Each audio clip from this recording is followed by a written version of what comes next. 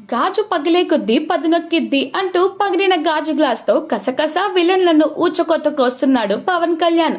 ఖచ్చితంగా గుర్తుపెట్టుకో, గ్లాస్ అంటే సైజ్ కాదు, సైన్యం, కనిపించని సైన్యం అంటూ జనసేన ఎన్నికల ప్రచారంలో పబ్లిక్ మీటింగ్ లో పవన్ కళ్యాణ్ పేల్చే డైలాగులనే ఉస్తాద్ భగత్ సింగ్ లోను పలికించాడు దర్శకుడు హరీష్ శంకర్. పవన్ కళ్యాణ్ వీరాభిమాని, అందులోను జన సైనికుడైన హరీష్ శంకర్ తన అభిమాన నటుని డైరెక్ట్ చేస్తే తనలో దాగిన పార్టీ ప్రభావం ఏ రేంజ్ లో ఉంటుందో ఉస్తాద్ భగత్ సింగ్ టీజర్ లో చూపించాడు. ఇక ఈ టీజర్ చూసిన జన సైనికులు దట్ ఈస్ పవర్ స్టార్ అని అంటుంటే అసలు ఇది ఉస్తాద్ భగత్ సింగ్ టీజరా లేదంటే జనసేన టీజరా అని కొంతమంది విమర్శలు చేస్తున్నారు.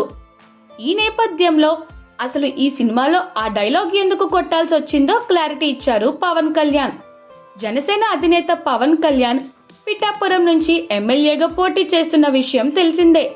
అయితే నేడు పిఠాపురం నియోజకవర్గ కార్యకర్తలు ముఖ్య నేతలతో సమావేశమైన పవన్ కళ్యాణ్ ఉస్తాద్ భగత్ సింగ్ సినిమా డైలాగ్ ను గుర్తు చేసుకున్నారు.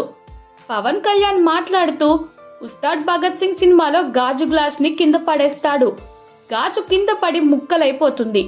ఆ సీన్ హరీష్ శంకర్ రాసినప్పుడు ఎందుకిది అని అడిగాను. లేదు సార్, అందరూ మిమ్మల్ని ఓడిపోయాడు అని అంటున్నారు. గాజుకున్న లక్షణం ఏంటంటే పగిలే కొద్దీ పదునెక్కుద్ది. నా సినిమాలో ఇలాంటి డైలాగులు చెప్పడం నాకు ఇష్టం ఉండదు.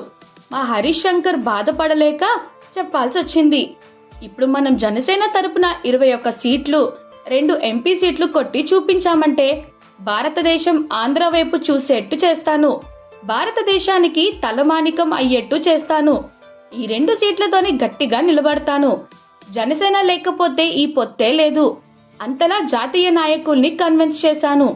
ఎమ్మెల్యేగా ఓడిపోయాను, కానీ నేను ఓడిపోయినా కూడా నాకు ఈ నేల ఇష్టం. అందుకే మళ్ళీ ఎమ్మెల్యేగా నిలబడుతున్నాను. నన్ను గెలిపించండి అంటూ స్పీచ్ ఇచ్చారు పవన్ కళ్యాణ్.